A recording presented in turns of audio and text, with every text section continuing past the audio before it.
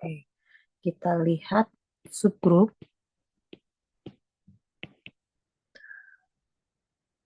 Nah, dia misalnya saya punya G dengan operasi bintang, dia dikatakan grup. Kemudian saya punya H subset dari G, dan H-nya bukan merupakan himpunan kosong, maka H ini disebut subgrup. Disebut subgrup dari G hanya jika H, operasi bintang ini juga grup. Ya, jadi ketika kita mau melihat apakah si H ini subgrup dari grup yang besar, dari grup G, maka kita juga harus membuktikan bahwa H ini adalah grup. Nah, untuk membuktikannya sama saja dengan membuktikan grup yang pernah kalian tahu, ya. Berarti kita harus lihat dari tertutup, ya. Kita harus lihat untuk setiap A, B elemen H, maka ya, A bintang B itu elemen H, ya, tertutup. Kemudian asosiatif. Untuk setiap A, B, C elemen H, ya, maka A bintang B bintang C ini sama dengan A bintang B bintang C. Ini sambil kita ingat kembali sifat-sifat atau syarat-syarat dari grup, ya. Kemudian jika ada E elemen H sehingga bintang A bintang identitas ini dia sama dengan A untuk setiap A elemen H. Satu lagi, untuk setiap A elemen H, maka ada A inverse elemen H. Sehingga A bintang A inverse ini sama dengan A inverse bintang A sama dengan E. Ya, nah ini tadi definisi dari grup dan subgrupnya. Jadi untuk membuktikan bahwa H ini adalah subgrup dari grup G, maka H juga harus terbukti bahwa dia grup. Ya, oke. Contohnya bagaimana? Oke, contohnya kita lihat dulu.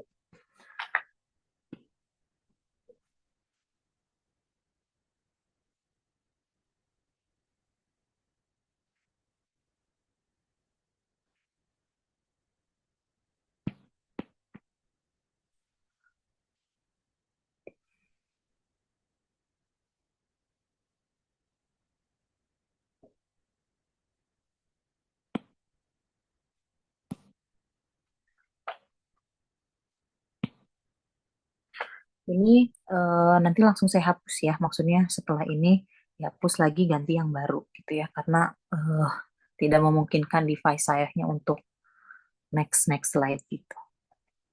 Oke, jadi ini boleh di screenshot dulu. Saya mau berikan contohnya untuk yang subgroup.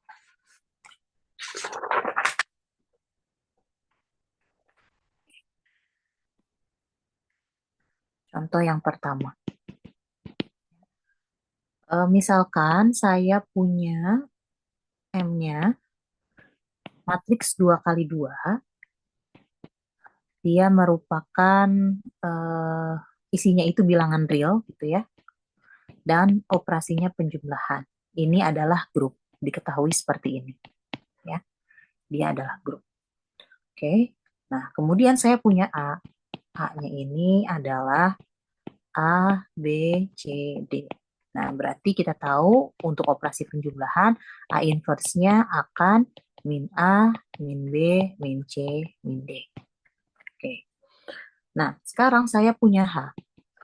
H-nya ini adalah A 0, 0, B. Dengan A, B-nya elemen bilangan real. Ya. Nah, pertanyaannya adalah apakah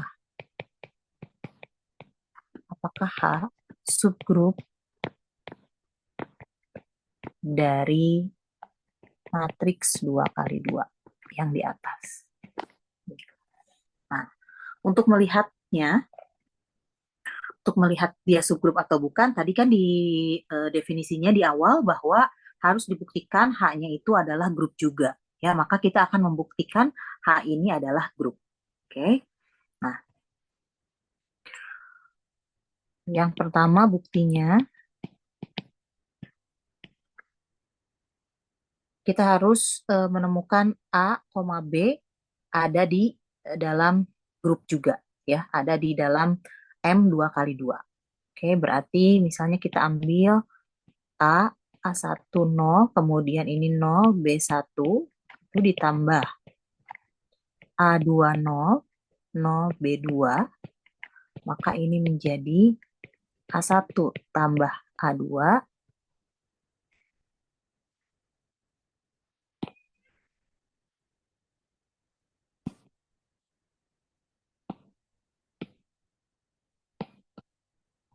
A1 tambah A2, ini 0, kemudian 0, B1 tambah B2, ini elemen H. Ya, benar ya, dia ini elemen real, yang ini juga elemen real. Nah, jadi untuk bukti yang pertama, dia tertutup ya. Jadi H tertutup terhadap operasi penjumlahan. Tuh, oke, yang pertama kita terbukti. Oke, lalu yang kedua. Yang kedua kita asosiatif ya. Nah, asosiatif seperti yang kita tahu dalam penjumlahan dia berlaku.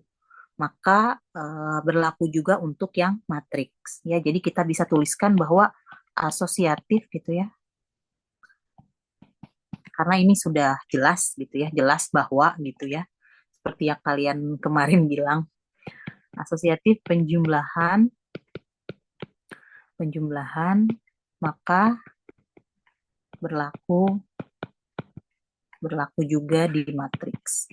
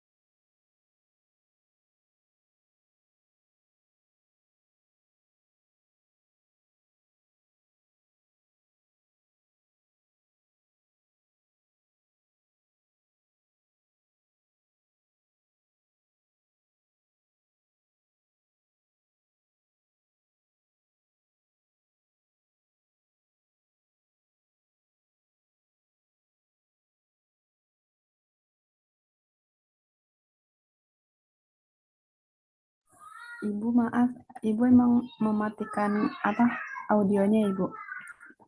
Oh, sorry, kepencet. Oke, terima kasih. Oke. Nah, kita lanjutkan ya. Tadi yang 3 itu pembuktian untuk yang identitas. Sekarang kita lihat yang inverse-nya. Oke. Seperti ini. Saya punya A, maka A inverse. A inverse-nya ini kita punya min A, 0, 0, min B. Gitu. Ini A, B-nya elemen real. Min A, min B juga elemen real. Ya, berarti H ini dia memiliki inverse. Ya. A-nya elemen H, maka A inverse-nya juga elemen H. Nah, karena keempat syarat terpenuhi, jadi kita bisa katakan H subgrup dari matriks 2 kali 2. Gitu. Ya. Jadi pembuktian subgrup itu sama saja dengan membuktikan grup. Itu, tapi dia harus bagian dulu, subset dulu dari grupnya itu. Ya. Oke, silahkan dipahami dulu. Kalau ada yang masih belum paham, boleh ditanyakan.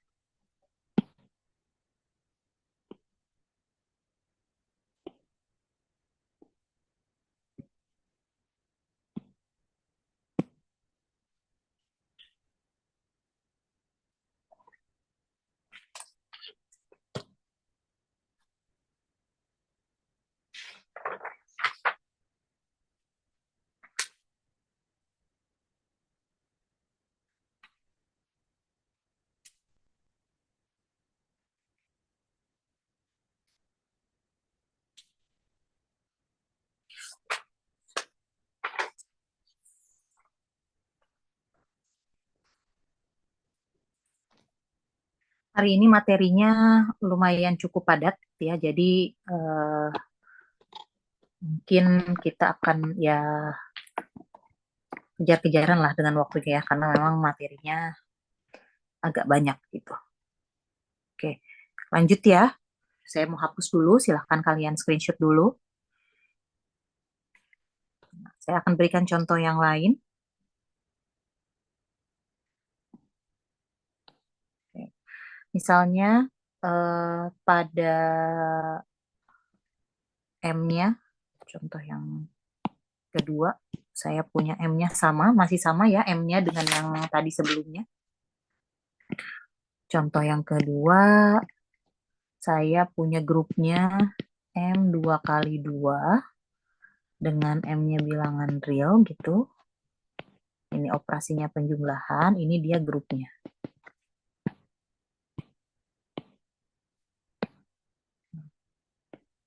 Oke. Kemudian saya sekarang punya K. K-nya adalah himpunan seperti ini.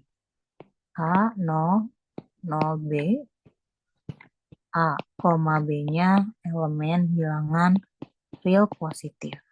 Nah, pertanyaannya apakah dia subgrup atau tidak? Gimana? Ada yang bisa jawab? Apakah dia subgrup atau tidak?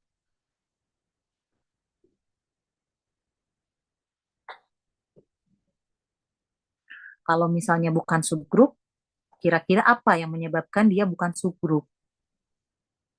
Syarat yang mana yang tidak terpenuhi? Coba.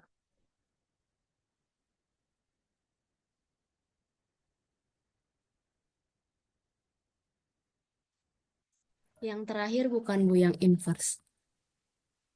Oke, kenapa yang inverse-nya tidak terpenuhi? Karena kan inverse-nya dia negatif kalau yang sebelumnya. Tapi kan ini positif. Ya, betul ya, inverse-nya tidak terpenuhi. Kalau identitasnya gimana? Identitasnya 0. Identitasnya nol, apakah terpenuhi juga? Enggak, Bu. Enggak ya, betul. Karena kita bicaranya K-nya ini di real positif. Ya, berarti nol nggak masuk. Ya, oke. Jadi sebelum ke yang syarat keempat, ternyata di syarat ketiga juga dia sudah tidak terpenuhi. Gitu ya. Karena E-nya, itu kan tadi kita punya identitasnya ini, dia bukan elemen bilangan K. Gitu. Jadi ini K ini bukan subgroup. Nah, gitu. Ya. Oke. Sekarang coba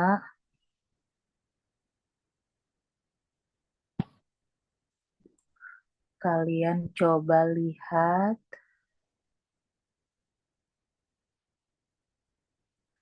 yang contoh nomor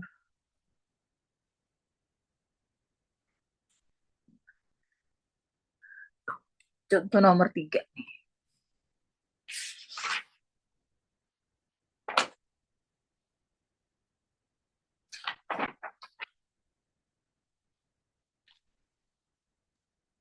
Atau jangan dulu ini deh. Bentar, saya kasih contoh yang lain dulu ya.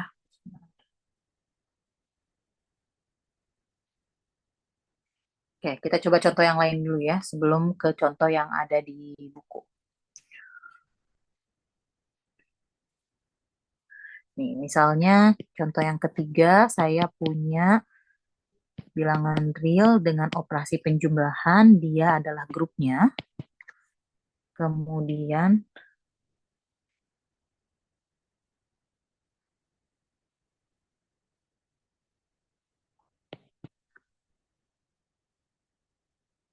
apakah itu ya. Yang pertama pertanyaannya, apakah H dengan himpunan Z elemen R, Z bilangan bulat, apakah ini grup? Kemudian satu lagi, H dengan himpunan N, bilangan real, N-nya adalah bilangan asli. Apakah ini grup? Nah, oke. Kalian coba dulu ya untuk mencari hal ini sebelum saya bahas. Oke, silahkan dicoba dulu.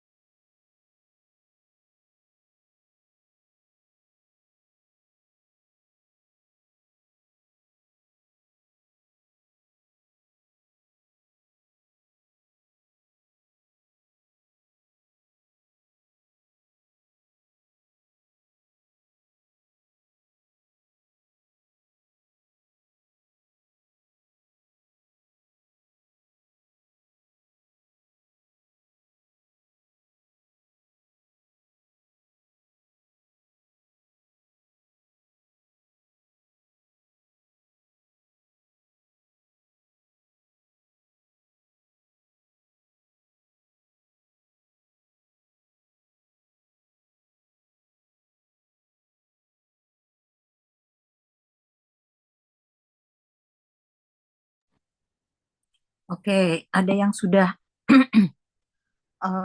di chat katanya yang pertama grup dan yang kedua bukan grup. Apakah benar? Oke, coba ya. eh Boleh Aura mungkin kalau yang pertama boleh dijelaskan kenapa dia grup?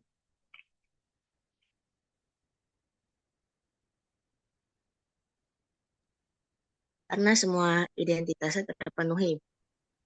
Dia tertutup, betul. Kemudian asosiatif. Eh, Ya, Elemen identitasnya berapa? Apa?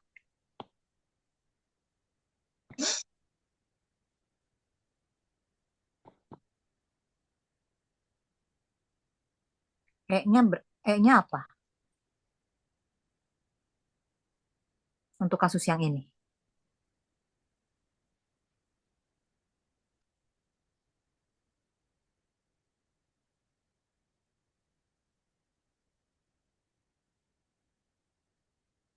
Kalau di penjumlahan, identitasnya apa? Coba. Nol, Ibu. Nol, berarti di sini juga masuk kan nol? Di sini nol. Kemudian inverse-nya apa berarti? Minus, Ibu. Min, min A gitu ya. Oke, betul. Berarti terpenuhi semuanya. Penjumlahan itu memenuhi sifat tertutup, penjumlahan juga memenuhi sifat asosiatif. Nah, sekarang yang kedua nih, yang kedua ini kenapa dia menyatakan bukan grup atau bukan subgrup? Sorry, ini subgrup ya harusnya ya. Subgrup, bukan subgrup dari yang di atas. Kenapa coba? yang bagian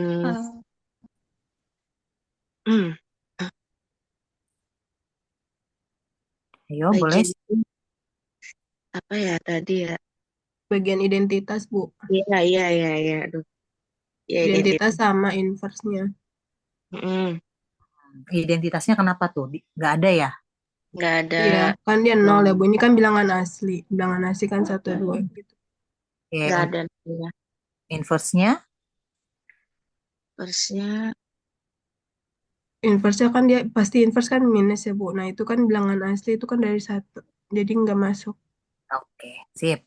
Eh, Nanti kalian boleh tuliskan secara formalnya ya, secara pembuktian formalnya gitu ya. Tadi kita sudah tahu bahwa yang ini subgrup dan yang satunya lagi bukan subgrup. Ya.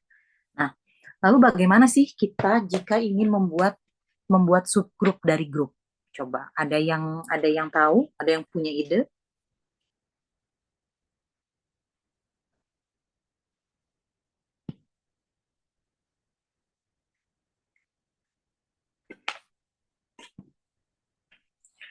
Oke, kita lihat di sini ya. Saya punya real tanpa nol dengan perkalian X gitu ya, perkali ini dia dikatakan grup. Nah, sekarang saya pengen membuat subgrupnya untuk ini.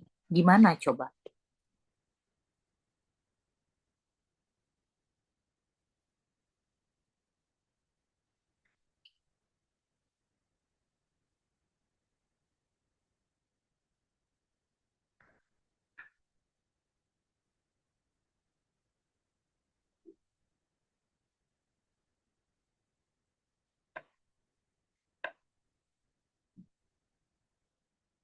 Oke, saya bantu. Misalnya saya punya H-nya 1, min 1.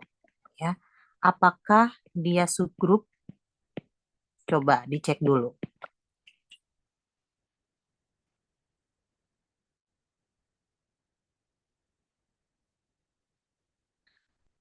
Subgrup bukan.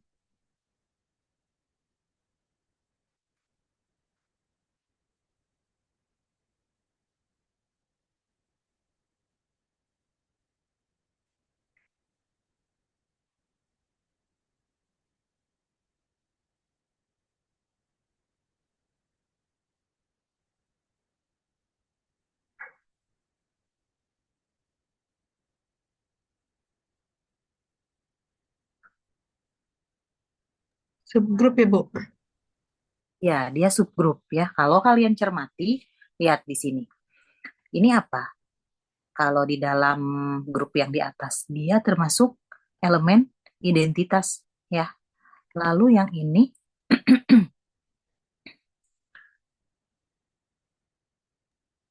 adalah inverse-nya, benar nggak? Iya, Bu. Nah, berarti kita bisa membuat subgrup itu dari elemen identitas dan inverse. Ya, jadi ketika kalian misalnya diminta untuk membuat subgrup dari sebuah grup, kalian bisa membuat dari elemen identitas dan inverse-nya aja, gitu ya. Oke, nah sekarang lihat ini. Misalnya saya punya H, dari yang H ini elemen identitasnya itu adalah satu kan. Nah, kemudian H ini kan pasti subgrup ya dari yang di atas. Ini subgrup dari sini, ya kan? Karena satu ada di situ, ya. Kemudian saya jika punya H-nya real, nah ini juga subgrup ya. Dia subset dan dia juga grup, gitu. Ya, nah berarti kita akan punya subgrup yaitu identitas dan dirinya sendiri. Karena dia semua identitas dan dirinya sendiri itu adalah subset dari grup yang besar. Ya, jadi kita juga bisa membuat subgrup dari identitas dan dari dirinya sendiri.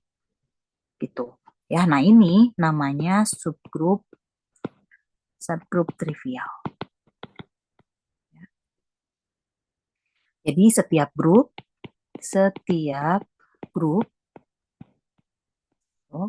pasti punya subgrup berupa identitas dan dirinya sendiri.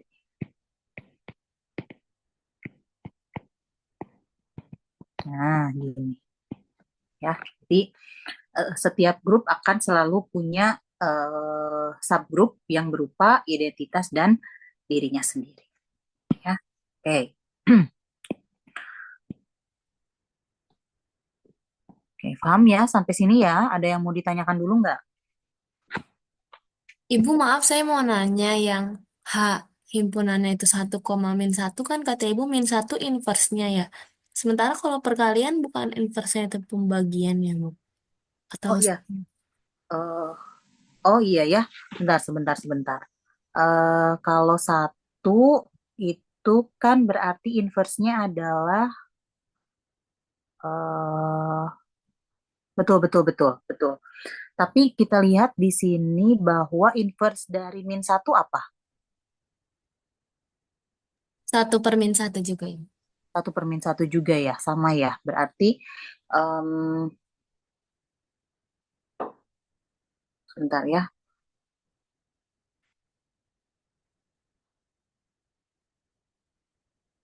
Atau mungkin saya ralat aja ya. Jadi kalau yang H ini kan dia memang betul grup ya, karena kita bisa melihat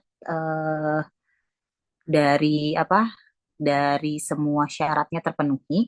Namun untuk membuat grup itu sendiri, yang lebih tepat itu adalah yang ini ya. Untuk membuat grup kita bisa melihat dari eh, identitas dan dari dirinya sendiri, gitu ya. Oke.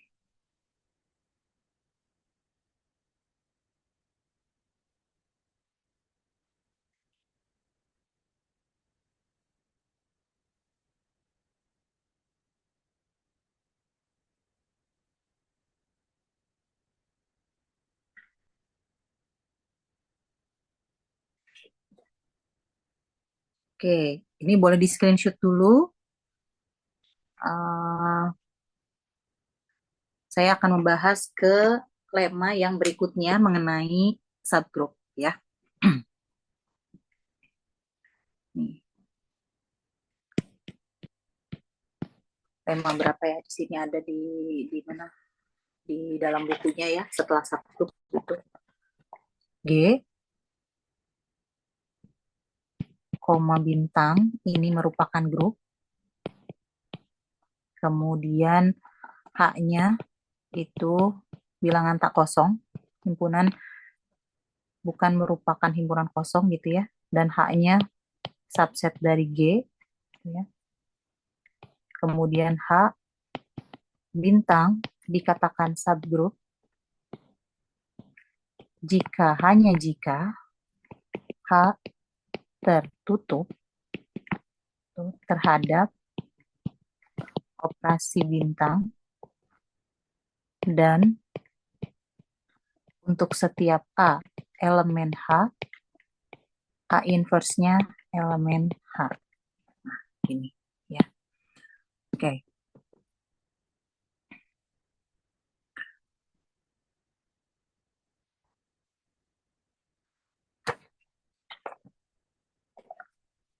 Nah, kita akan membuktikan lemma ini ya, karena hanya jika berarti harus dibuktikan dari kiri ke kanan, juga dari kanan ke kirinya. Ya, saya misalkan yang ini adalah P-nya, kemudian yang ini adalah Q-nya gitu ya. Nah, berarti untuk pembuktian untuk bukti dari sini gini ya, berarti kan P maka Q gitu ya, P maka Q, dia jelas ya akan terbukti. Jelas dengan apa? Dengan definisi grup. Oke, jika G-nya grup, maka ini subgroup gitu kan, pasti akan tertutup. Dan ada beberapa sifat-sifat lagi. Makanya ketika operasi tertutup dan inverse itu juga definisi dari grup gitu ya. Jadi jelas karena dia grupnya. Nah, sekarang untuk membuktikan kebalikannya, kita harus menunjukkan akan ditunjukkan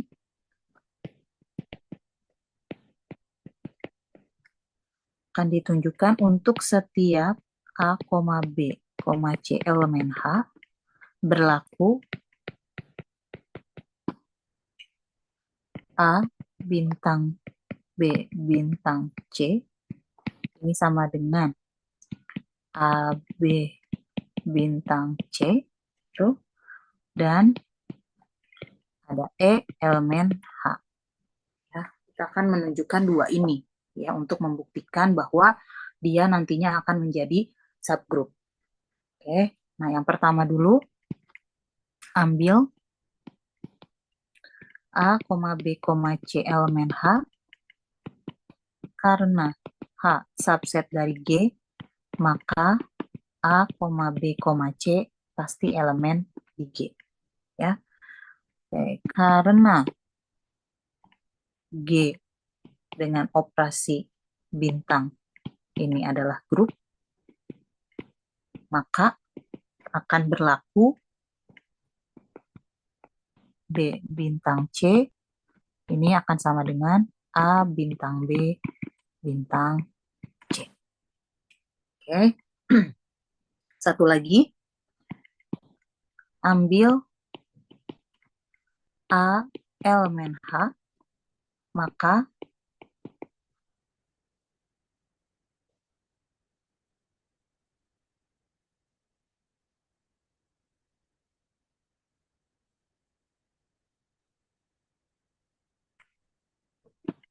A inverse itu elemen H. Nah, karena H tertutup terhadap operasi bintang, sehingga A bintang A inverse ini sama dengan E, di mana E-nya elemen H. Ya, maka dari dua hal ini terbukti H bintang adalah subgroup. Nah, jadi berdasarkan lemma ini, jika ini terpenuhi semua, jika G-nya grup, kemudian H-nya bukan himpunan kosong, H-nya subset dari G, kemudian ada H bintang merupakan subgroup, kita hanya perlu membuktikan bahwa dia itu tertutup terhadap operasi bintang dan dia memiliki inverse gitu ya. Asal kalian bisa membuktikan ada satu nih syarat tambahan. H-nya bukan himpunan kosong, H-nya tak kosong. Ya, jadi boleh membuktikan subgroup dengan dua tertutup dan inverse asal H-nya tak kosong. Gitu.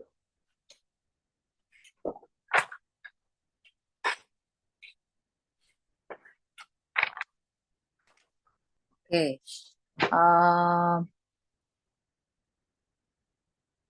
kita coba ini. Sebentar. Ini kalau mau di screenshot dulu boleh.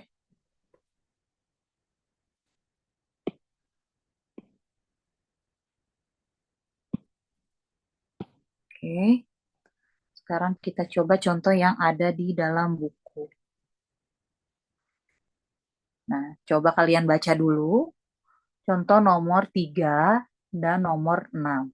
Ya, nanti setelah itu silahkan yang bisa menjelaskan silahkan coba jelaskan.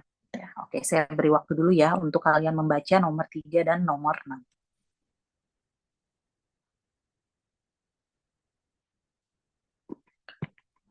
6 dan 6. Pelajari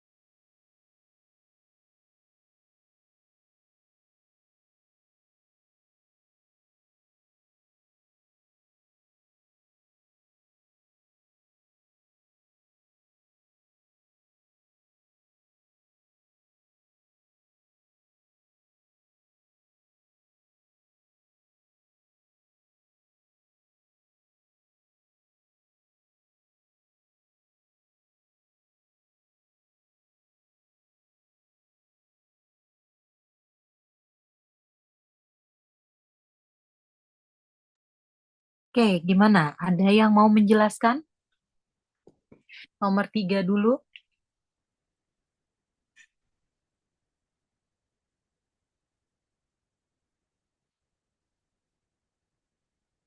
Ada yang bisa menjelaskan maksud dari nomor 3? Di situ sudah ada jawabannya sebetulnya. Jadi kalian tinggal baca saja, kemudian tinggal dijelaskan dengan kata-kata kalian sendiri gitu.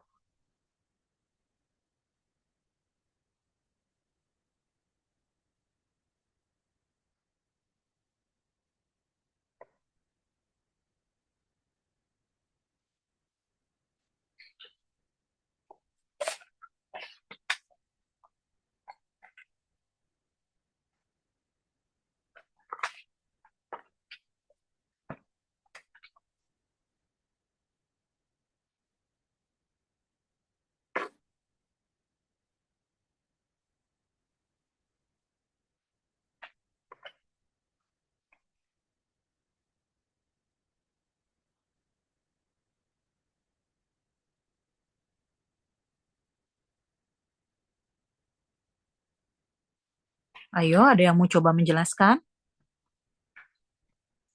Siapa yang bisa?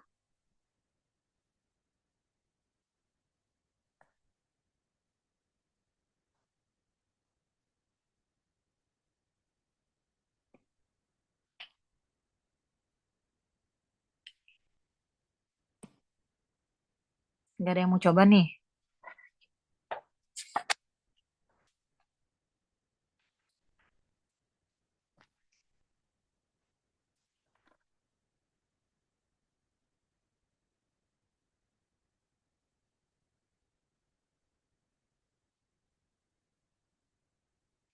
Oke, coba saya panggil deh.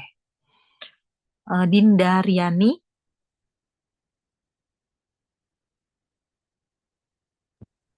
Ya, Bu. Oke, gimana coba? Tolong dijelaskan yang nomor 3.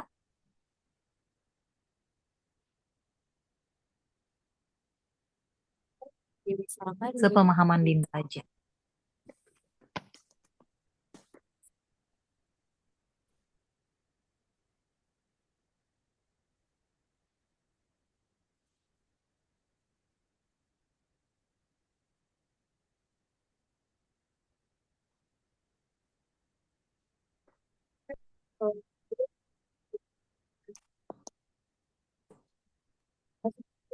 A dan himpunan S ya bukan ya? Oh, gimana? Sorry, putus-putus. Dengan A dalam himpunan S itu A dalam himpunan S kan Bentar, bentar. Sorry, keputus. Kayaknya ini sayanya jelek deh. Dinda bertanya atau gimana? satu.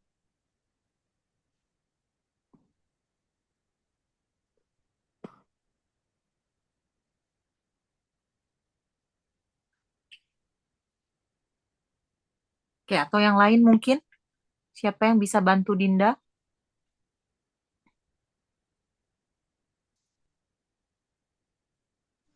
Saya mau coba Ibu. Boleh. Siapa ini? Leskia Ibu. Oke, Leskia, silahkan. Ini jelasin aja kan ya Bu ya? Boleh kalau mau sambil ditulis, boleh. Jelasin aja deh Bu. Oke, jadi untuk nomor 3 itu kan dia uh, ada suatu himpunan S tak kosong. Nah, selanjutnya ada G sama dengan AS. Nah, di mana G sama dengan AS itu dia suatu fungsi dari S ke S gitu. Jadi dia bijektif. Nah, selanjutnya di situ juga dikasih tahu jika A elemen S, maka HA sama dengan F elemen AS dengan FA sama dengan A.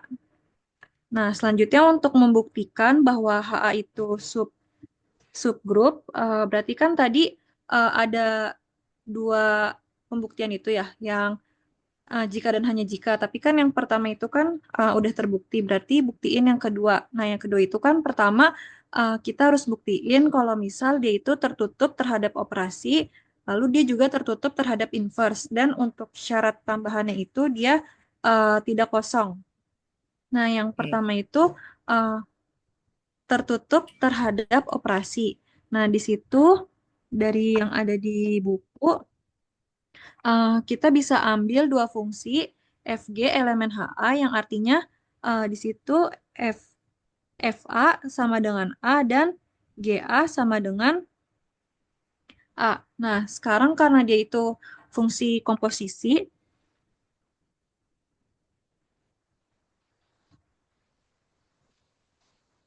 nah berarti eh, F F bundaran G atau ini FGA sama dengan FGA sama dengan FA. Karena kan GA-nya itu juga A, berarti FGA itu sama dengan FA dan itu sama dengan A. Nah, karena dia hasilnya sama dengan A, berarti FOG itu elemen dari HA. Nah, berarti dia tertutup terhadap operasinya.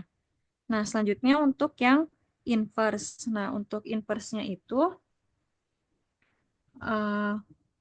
di situ ada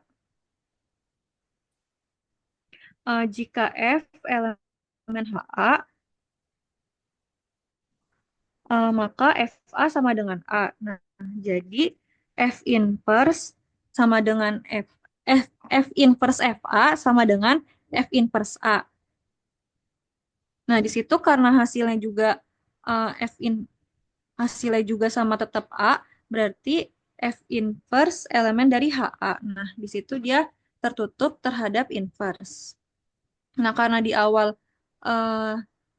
dia udah dikasih tahu kalau dia himpunan tak kosong, berarti dia juga berarti dia terbukti kalau dia itu bukan himpunan kosong. Gitu, Ibu. Oke. Eh, ditambahkan sedikit ya. Jadi tadi di sini kan harusnya sebelum membuktikan kita tertutup, ya operasi komposisinya tertutup dan juga inverse ada inverse-nya gitu ya. Kita harus membuktikan dulu bahwa si H-nya ini adalah non-empty set gitu. Jadi tidak kosong. Ya, itu yang pertama sebetulnya yang harus dibuktikan. Nanti seterusnya baru dibuktikan dua sifat grupnya yang tadi, ya. Nah, karena gimana cara membuktikan si H ini tidak kosong gitu. Nah, kita lihat dari eh, identitasnya, Mbak. Nah, kita lihat dari identitasnya, fungsi identitasnya ini merupakan anggota H kan, identitasnya. Jelas bahwa dia anggota dari H. Maka si H ini tidak kosong gitu. Jadi kita bisa melihat dari identitasnya untuk membuktikan bahwa hak tersebut tidak kosong. Nah, selanjutnya barulah dibuktikan operasi-operasi, sifat operasi-operasi pada dua sifat grup yang tadi gitu ya. Sudah benar nanti tinggal tinggal diproses, ditulis rapi aja gitu ya oleh kalian ya. Jadi bisa kalian tulis dulu nih AS gitu ya, AS dengan sorry,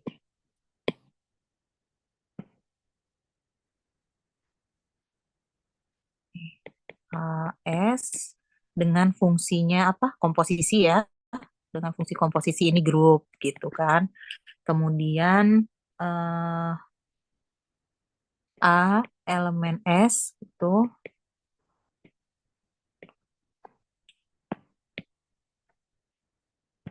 A elemen S nih HA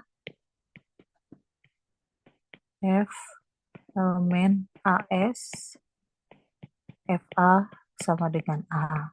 Nah, gitu.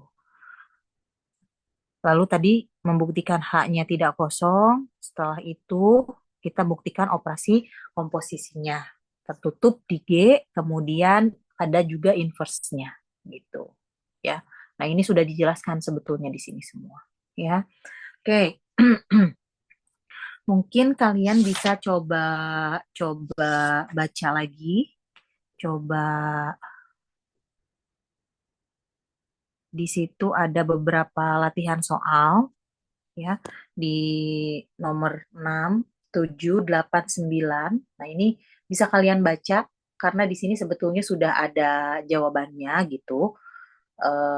Jadi boleh kalian baca untuk memperkaya pengetahuan kalian mengenai subgroup gitu. Di sini kan ada beberapa contoh yang berbeda-beda ya. Jadi boleh kalian baca mengenai subgroup ini gitu.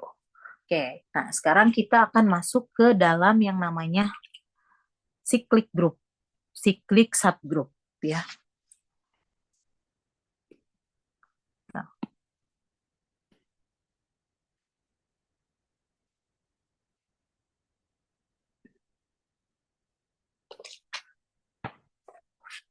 cyclic ya.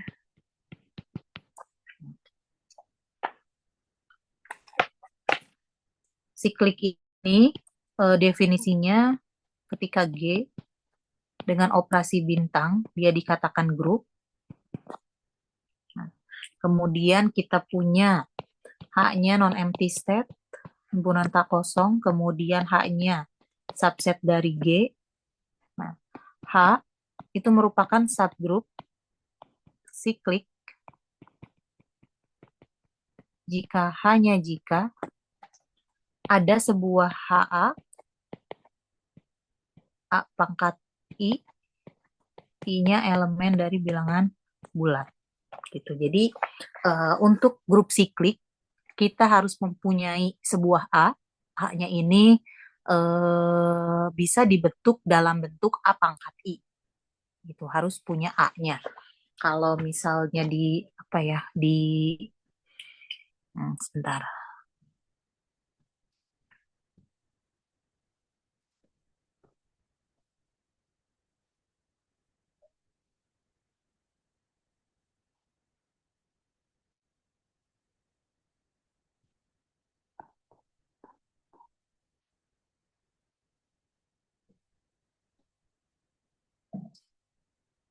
Oke, kita lihat sebentar ini contohnya. Jadi nanti kalian harus bisa membuat A pangkat I gitu ya. A bintang A bintang A sampai seterusnya ya. Sebanyak I faktor. Nah, harus ada si A ini gitu kalau dalam grup siklik ya.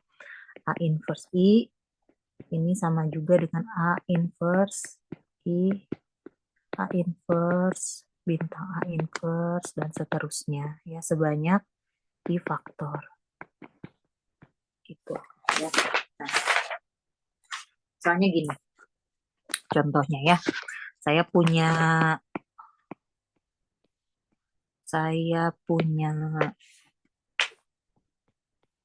Z positif. Ini adalah grup.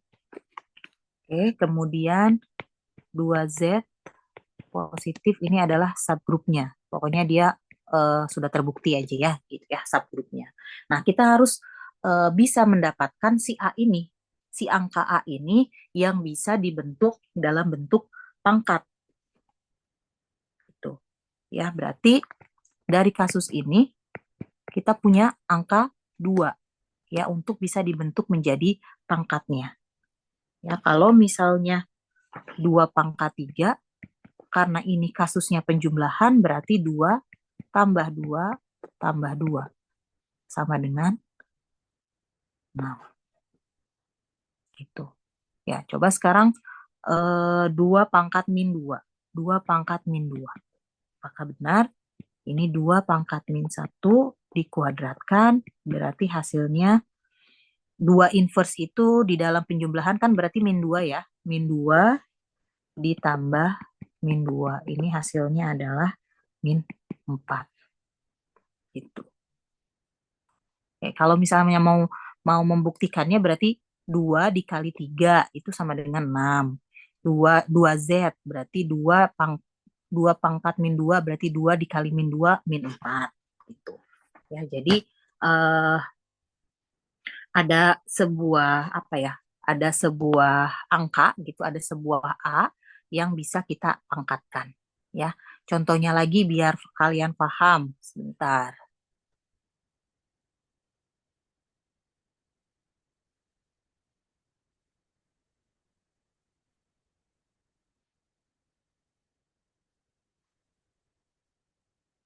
Misalnya saya punya,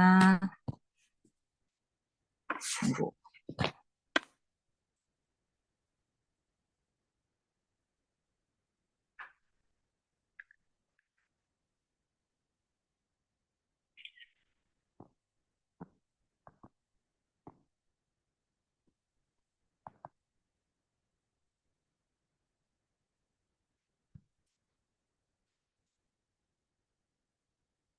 Oke, ini coba saya contoh lain ya.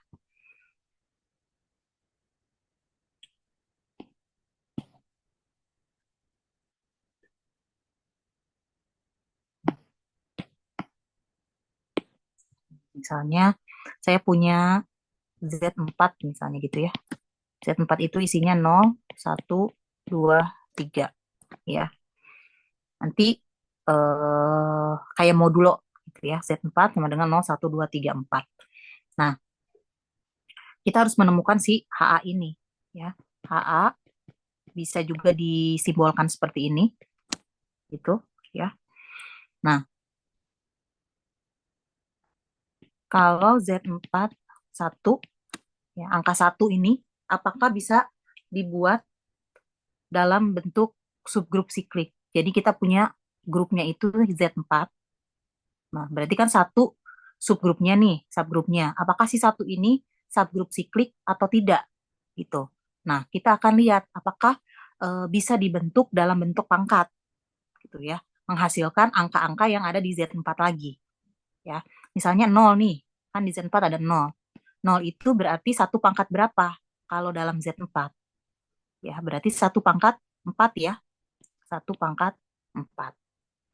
Ya, 1 tambah 1, sorry, saya lupa mengatakan bahwa di sini Z4-nya itu operasi penjumlahan. Ya, berarti ini 1 tambah 1 tambah 1 tambah 1.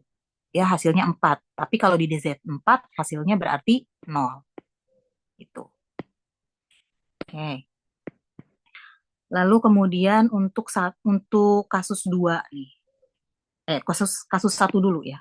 Kasus 1 dulu. Untuk 1, ada nggak yang bisa dari 1 dipangkatkan berapa hasilnya jadi 1 lagi? Ya 1 pangkat 1 lagi. Itu. Kemudian 2, 2 itu adalah 1 pangkat 2. 1 tambah 1. Kemudian 3 itu adalah 1 pangkat 3.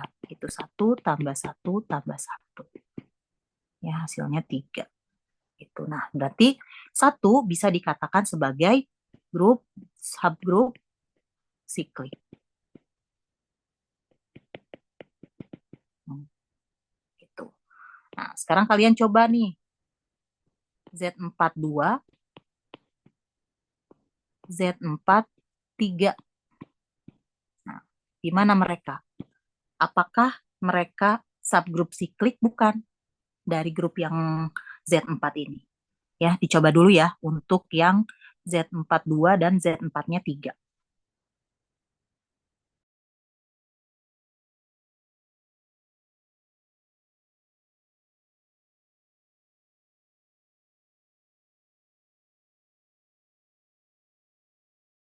Ini caranya sama dengan yang sebelumnya saya contohkan.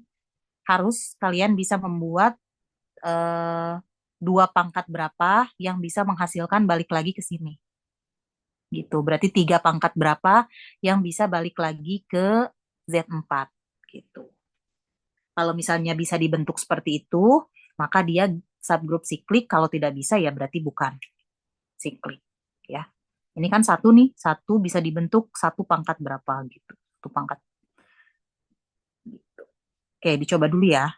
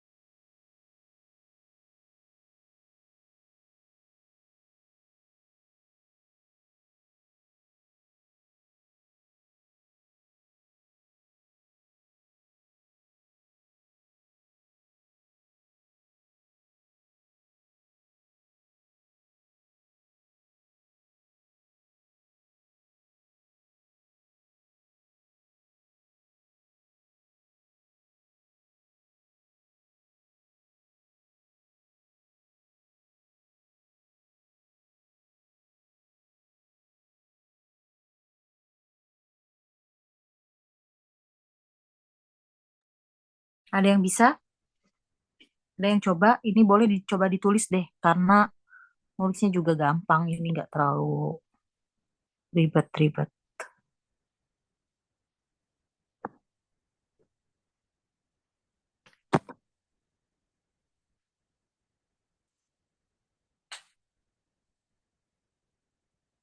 Yang dua ini subgrup siklik bukan?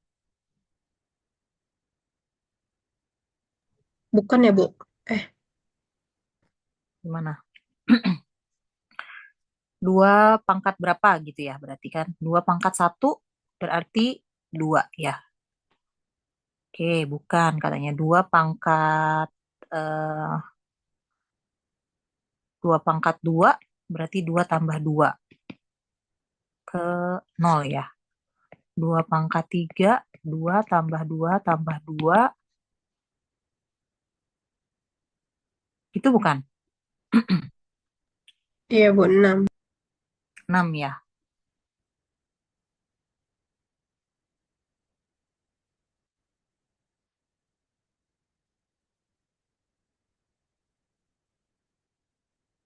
Kalau yang Z3, dia siklik atau bukan?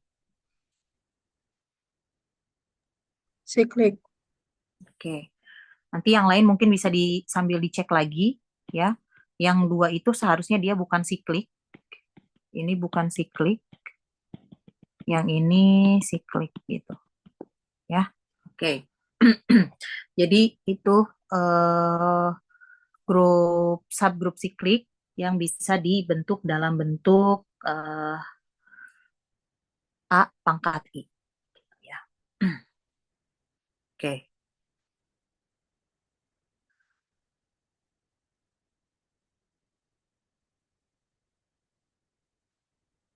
Nah, sekarang kita lihat ke dalam lemma yang selanjutnya.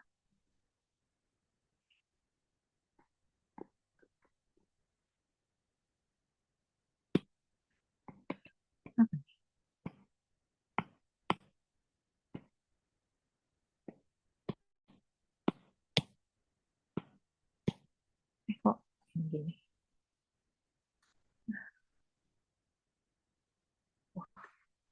Ini nggak bisa dihapus.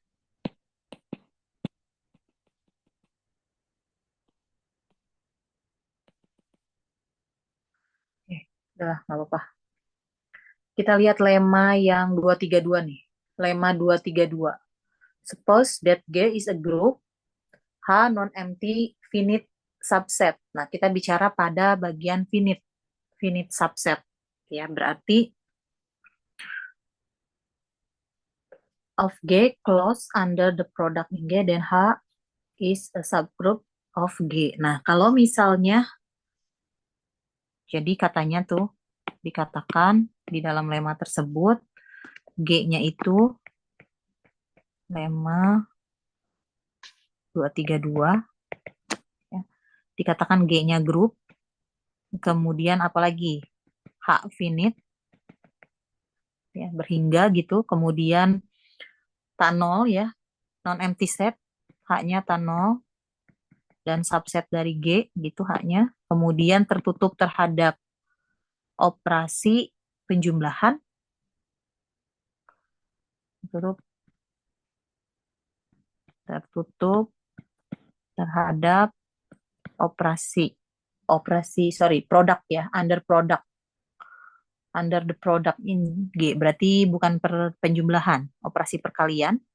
Nah, maka ini semua ya, maka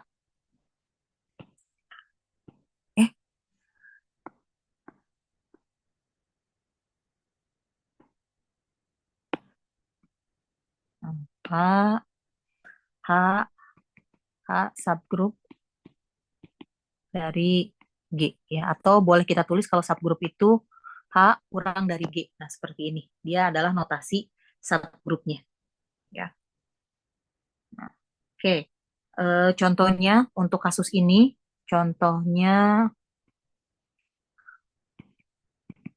saya punya real minus zero dengan operasi perkalian, ini adalah grup.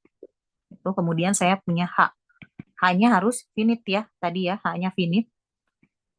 1, min 1. Ya, dia tertutup terhadap operasi perkalian. Maka dia bisa kita katakan H subgrup dari G. Jadi kalian cukup membuktikan bahwa si H ini tertutup terhadap operasinya, operasi perkalian. Itu. Jadi H bisa dikatakan subgrup, tapi dengan syarat-syarat yang ini. Gitu. Jadi tidak perlu membuktikan sifat syarat-syarat keempat grup yang di awal kita tahu. Kalau kita tahu bahwa G-nya grup, H finite, kemudian H-nya himpunan non-empty set, maka H bisa dibuktikan tertutup terhadap operasi perkalian. Dan H-nya dikatakan grup. Begitu. Ya.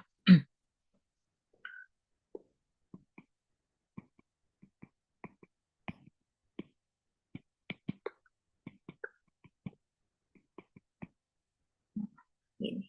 Ya, cukup membuktikan tertutup terhadap operasi perkalian. Maka kita bisa katakan si H-nya ini adalah subgrupnya.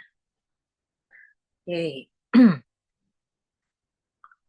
Kita lanjutkan lagi. Kita lihat ke dalam relasi ekivalen. Nah, kita akan memasuki yang Lagrange teorema. Nah, sebelum Lagrange teorema, ada yang namanya relasi ekivalen. Nih, di definisinya, relasi itu ya, tanda ekivalen. Itu. Oke, ini saya hapus ya.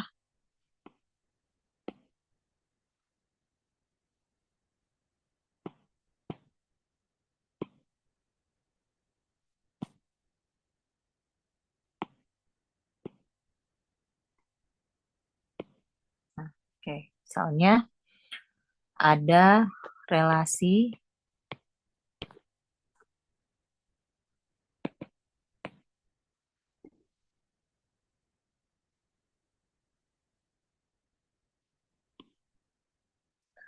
kita bicara relasi ekivalen. Nah, oke, relasi ini pada S gitu ya, disebut relasi ekivalen hanya jika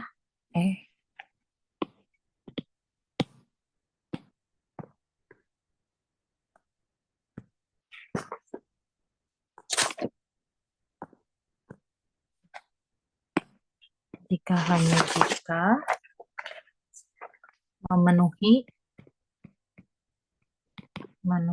ketiga syarat berikut.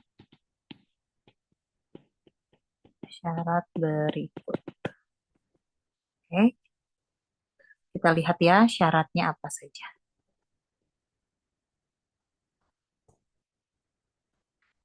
Yang pertama, A relasi dengan A. Ini adalah syarat dari refleksif. Namanya ya.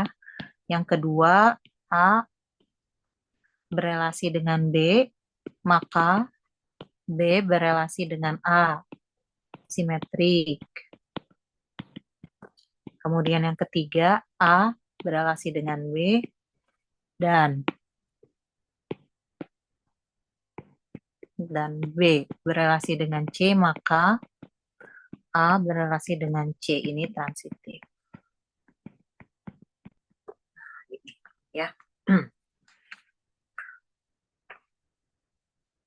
Jadi harus memenuhi ketiga syarat ini, baru dia dikatakan ekivalen. Oke, nanti saya berikan contohnya. Ini boleh kalian screenshot dulu.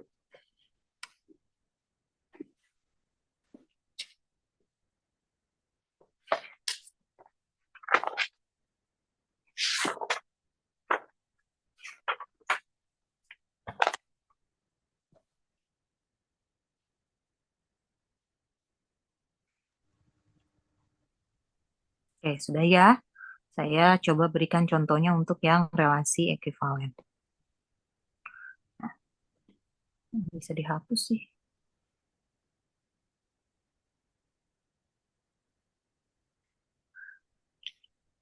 Saya misalnya punya definisinya yaitu A berelasi dengan B hanya jika A min B kelipatan 3. Gitu, ya. Dengan kata lain, hal itu bisa kita bentuk dalam bentuk A kongruen dengan B modulo 3. Ya. Nah, berarti untuk membuktikannya, buktinya gitu ya, yang pertama, untuk bukti yang pertama berarti A dikurangi A. Ya, karena ini kan A min B, berarti di sini untuk bukti yang pertama A berelasi dengan A. Maka A dikurangi A itu sama dengan 0. Dia jelas kelipatan 3. Ya. Kemudian yang kedua, A min B harus kelipatan 3, A min B kelipatan 3, maka B min A juga harus kelipatan 3. Jelas ya, kalau ini jelas ya. Pasti A min B kelipatan 3, maka B min A-nya juga pasti kelipatan 3, gitu. Kemudian, A min B kelipatan 3, B min C kelipatan 3, maka A min C harus kelipatan 3 juga. Ya. Nah, A min C-nya kan kita bisa dapatkan dari sini.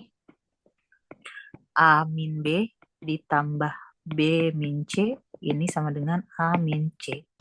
Ya, ini jadinya kelipatan 3 tambah kelipatan 3, jelas jadinya kelipatan 3 lagi. Gitu. Maka ini adalah bukti untuk contoh dari ekuivalen.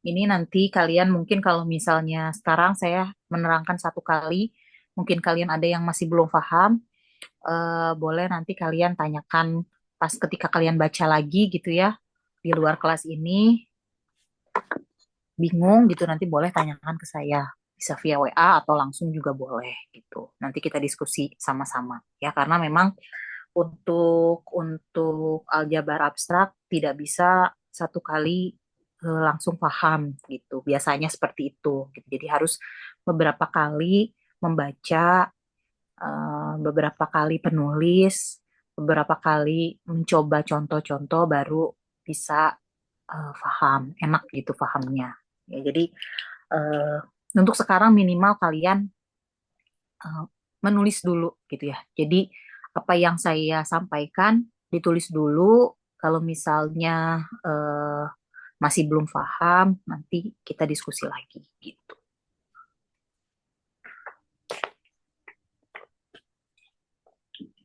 Oke, sekarang kita lanjutkan ke dalam kelas ekivalen. Jadi dalam ekivalen ini ada yang dinamakan kelas-kelas ya. Kelas-kelas itu seperti apa? Oke, ilustrasinya seperti ini ya. Ini boleh di screenshot dulu.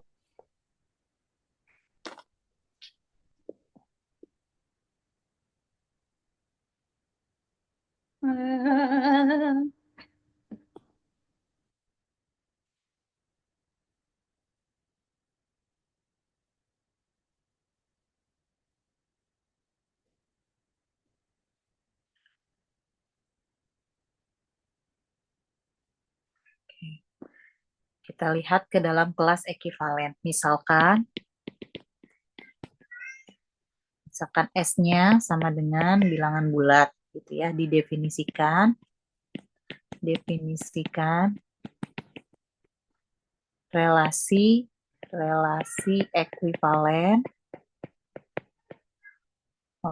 ini sebagai berikut.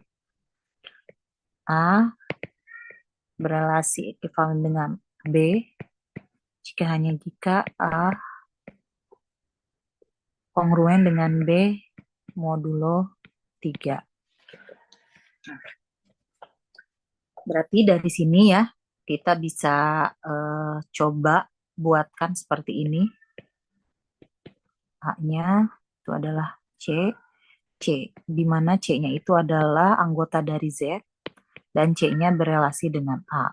Nah, berarti bisa kita tulis juga C elemen Z, tuh C-nya kongruen dengan A modulo 3.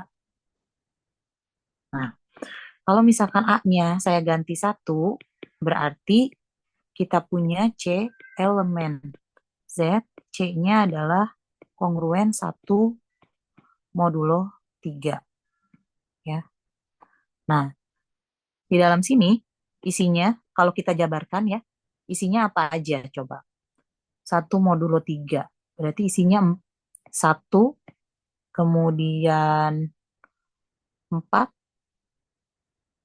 ya, kemudian 7, kemudian 10, kemudian 13, dan seterusnya gitu ya. Sebelah kirinya juga min 2, min 5, dan seterusnya.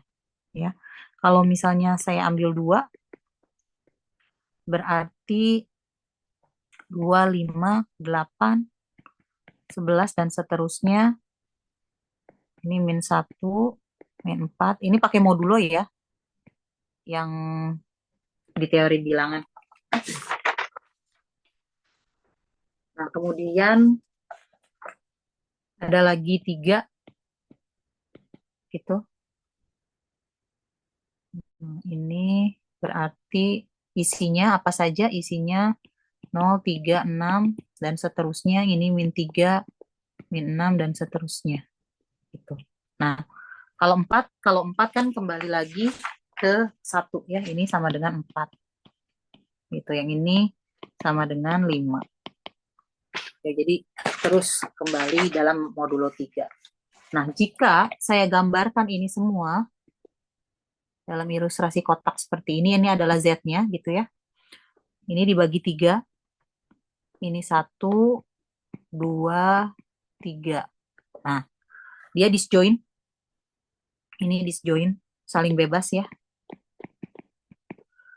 Nah, bisa kita katakan 1, 2, 3 ini adalah kelas-kelas ekivalennya. Ya, jadi kita bisa bentuk si bilangan bulatnya Z-nya ini adalah 1 gabung dari 2 gabung dari 3. Nah, ini adalah kelas-kelas ekivalennya. Gitu.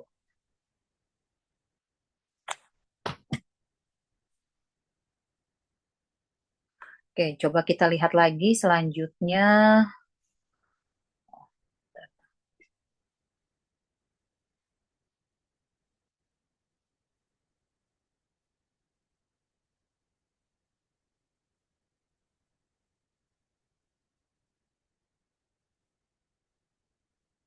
Ini yang teorema 241 ya. Maksudnya yang tadi saya ceritakan, ini teorema 241. Ya, untuk yang ini. Ya, ini adalah teorema 241 ya. Ilustrasinya seperti ini. Ya, ada kelas-kelas ekivalen gitu. Oke. Lanjut lagi. Ini boleh di screenshot dulu.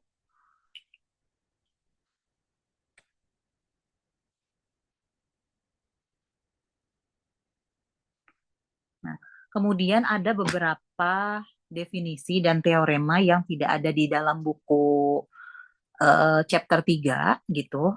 Dia adanya di buku yang chapter 2. Jadi ini saya tuliskan aja. Nanti kalian bisa cari di buku yang chapter 2.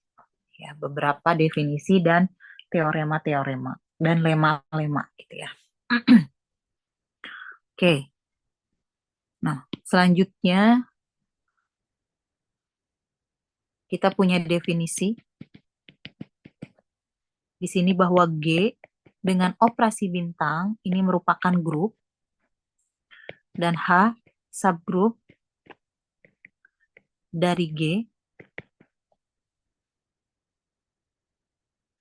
A, B elemen G, A-nya kongruen B modulo H. Jika hanya jika, ini jadi gini ya, A kongruen B modulo H.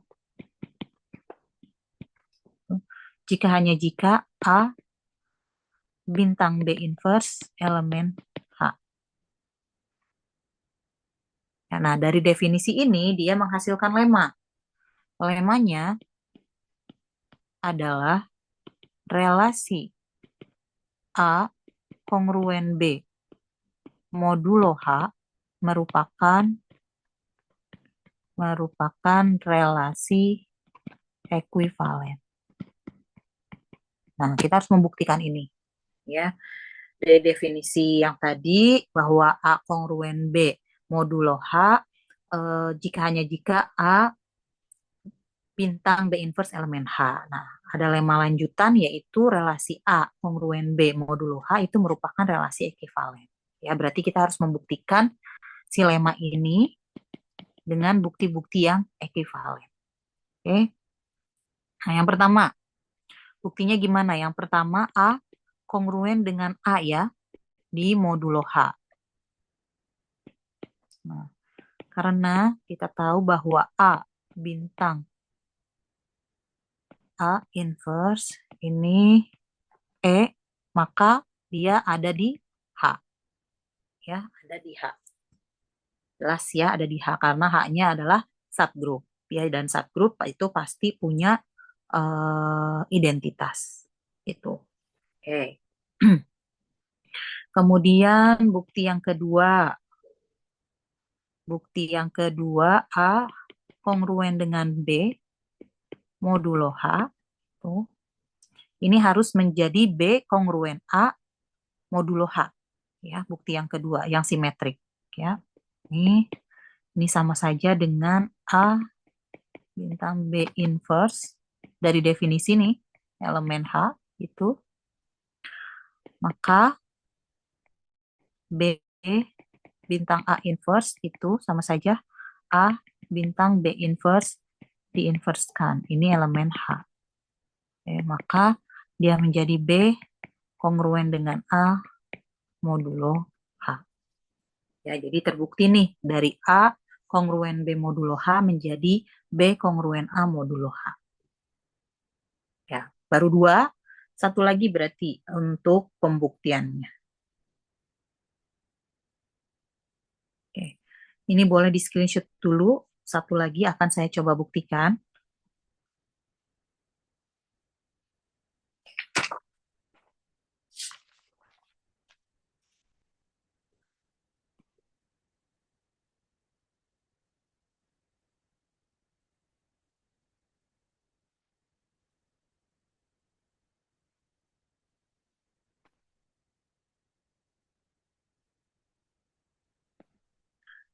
Oke, yang ketiga ya, bukti relasi yang ketiga. A kongruen dengan B modulo H, kemudian B kongruen dengan C modulo H. Ya. Nah, ini kan dia sama aja dengan A bintang B inverse elemen H. Kemudian yang ini juga B bintang C inverse elemen H.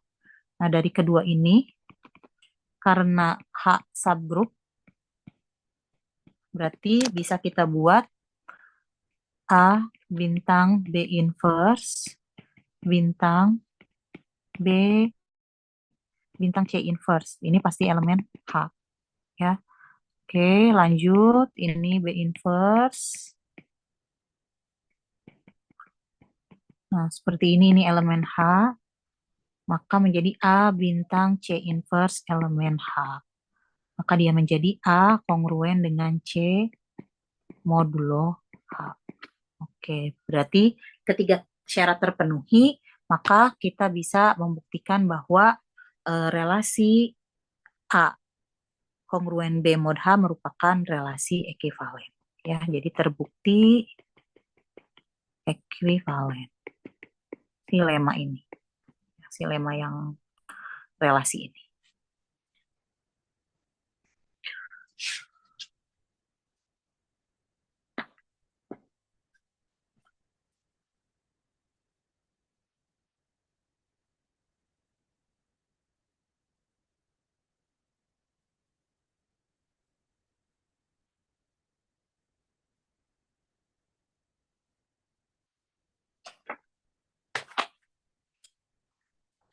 Oke, ada lagi definisi selanjutnya.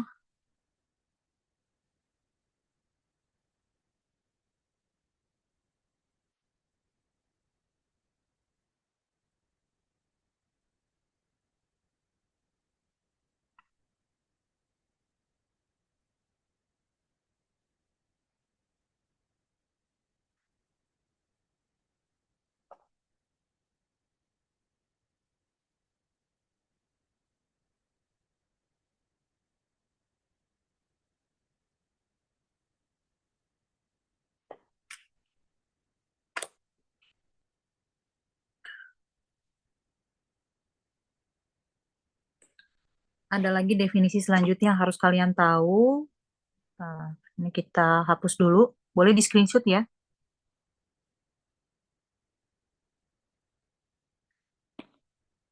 Oke. Kita lanjutkan definisi selanjutnya. Definisi tentang koset kanan. H, subgroup. Ini subgroup artinya ya. H.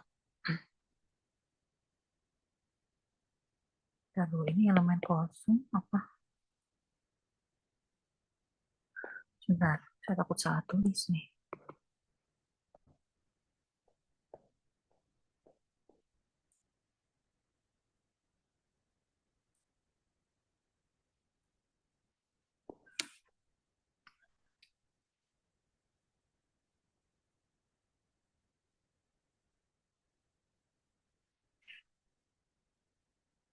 Sebentar, saya lihat dulu definisi koset tuh di sini tuh dia langsung ke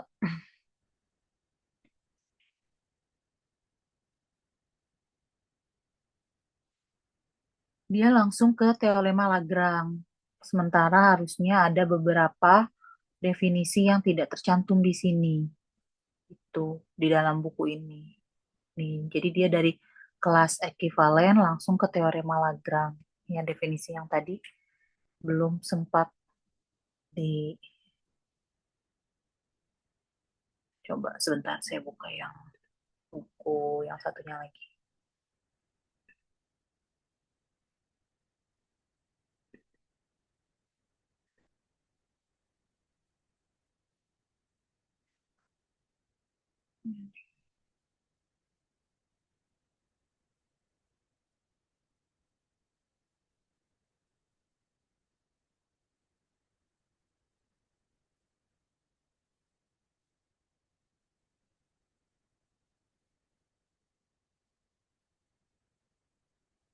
Ini kan tadi nih, ini teorema mana ya? Nah, ini nih, definisi ini nih. Ya, ini ya. If H subgroup dari G, A elemen G. A elemen G, maka HA itu sama dengan H kecil A, di mana H-nya elemen dari H besar. Dikatakan koset kanan. Nih, yang ini. Oke.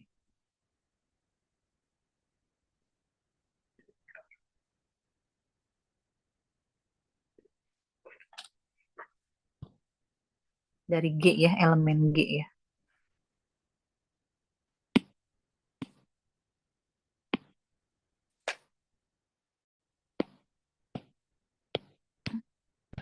Tuh, kok gitu ya? Gak bisa dihapus jadinya ini. A elemen G,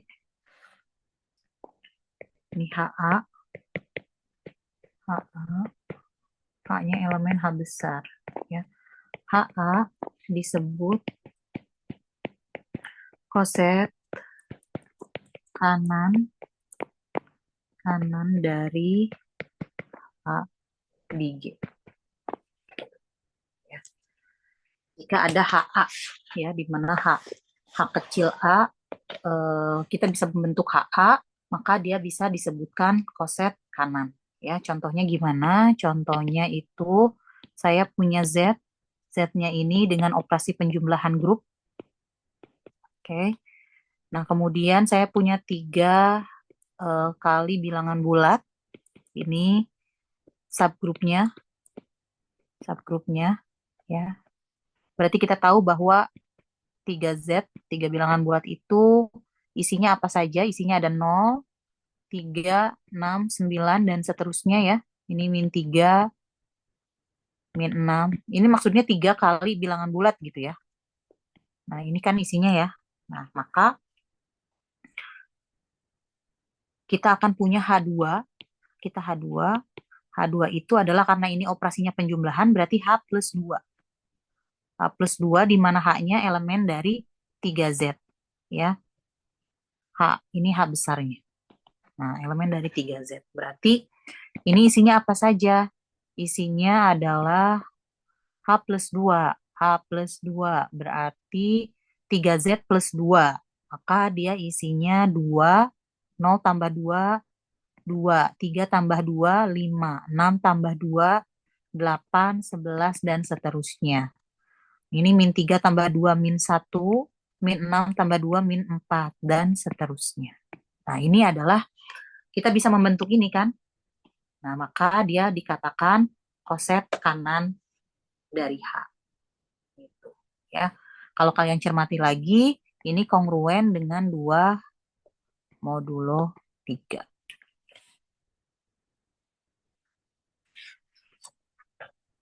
Oke. Dari sini dia menghasilkan lema. Dari definisi ini dia menghasilkan lema. Lemanya apa? Lemanya untuk setiap lemanya itu adalah, ini saya kasih warna beda ya.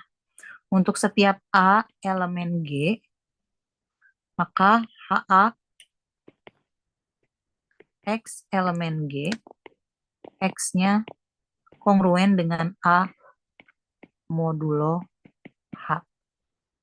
Nah, tuh. Jadi seperti lema ini ya. Ini juga bisa dijadikan contoh untuk lema yang lanjutannya dari koset kanan. Itu.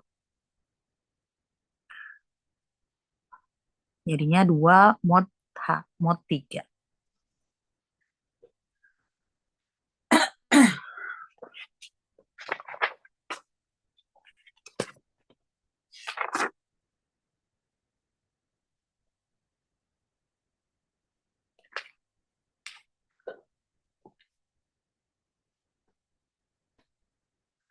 Oke, ada yang mau ditanyakan dulu nggak?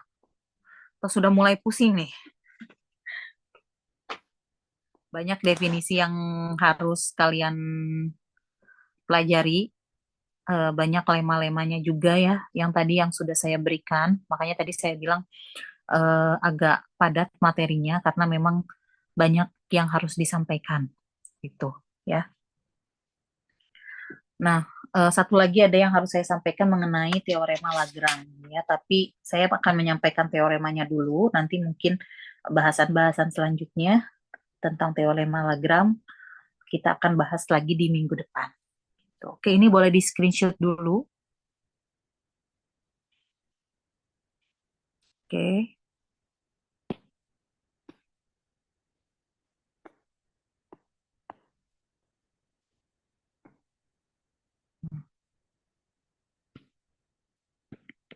Teorema Lagrange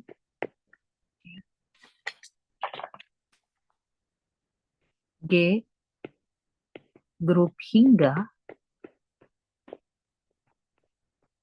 ini dengan H-nya adalah subgrup dari G, maka H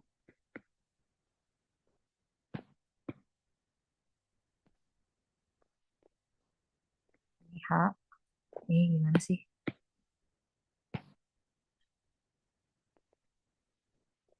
H ini membagi G ya. H ini maksudnya banyak anggota H ya. Banyak anggota H, yang ini berarti banyak anggota G. Nah, dia artinya banyak anggota. Anggota H membagi banyak anggota dari G.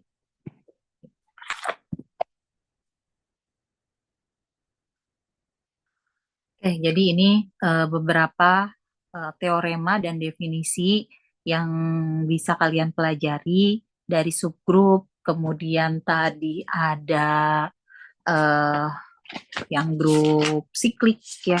Sebelum grup siklik itu ada yang finite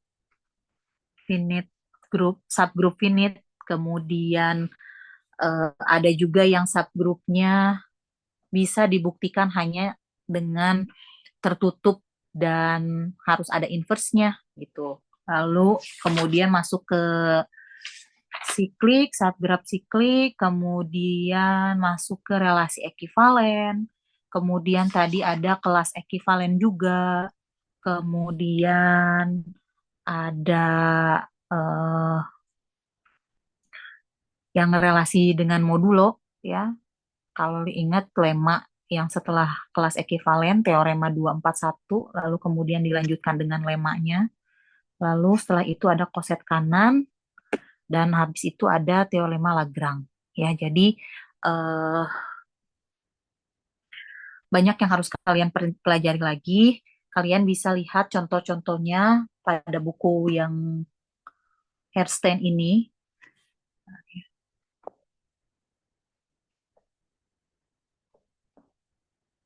Di sini bisa kalian baca lebih jauh tentang contoh-contohnya. Ya, tadi kan saya sudah memberikan beberapa contoh juga, tapi untuk memperdalam kalian paham tentang hal-hal tersebut, boleh kalian lihat contoh-contohnya. Ini banyak contohnya di sini yang bisa kalian pelajari, itu ya.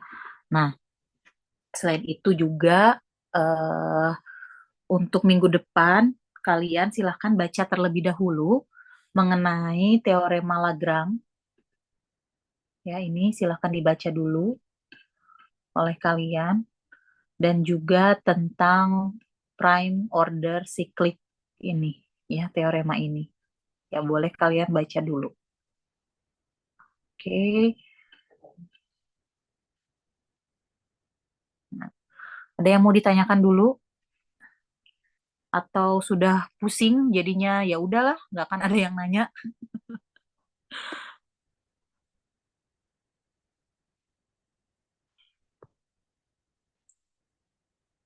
Oke. Baik, sepertinya tidak ada yang bertanya. Nanti boleh kalian ketika mempelajari lagi, kalau misalnya kalian pusing ketika mempelajari hal aljabar abstrak lagi pertemuan hari ini, nanti boleh tanyakan ke saya ya, japri aja gitu. Saya juga masih belajar di aljabar abstrak ini, jadi kita sama-sama diskusi aja ya. Kalau saya ada yang salah menyampaikan, tolong ingatkan gitu ya. Oke, kalau misalnya tidak ada yang ditanyakan, untuk pertemuan hari ini saya cukupkan sampai sini saja. Saya harapkan kalian membaca yang tadi saya minta untuk baca gitu, untuk agar kalian lebih paham lagi tentang materi hal ini. Oke ya. Oh, untuk minggu depan kita online aja ya, karena kan minggu depan itu takutnya kalian ada yang udah mudik, jadi kita online aja ya. Minggu depan tuh tanggal berapa?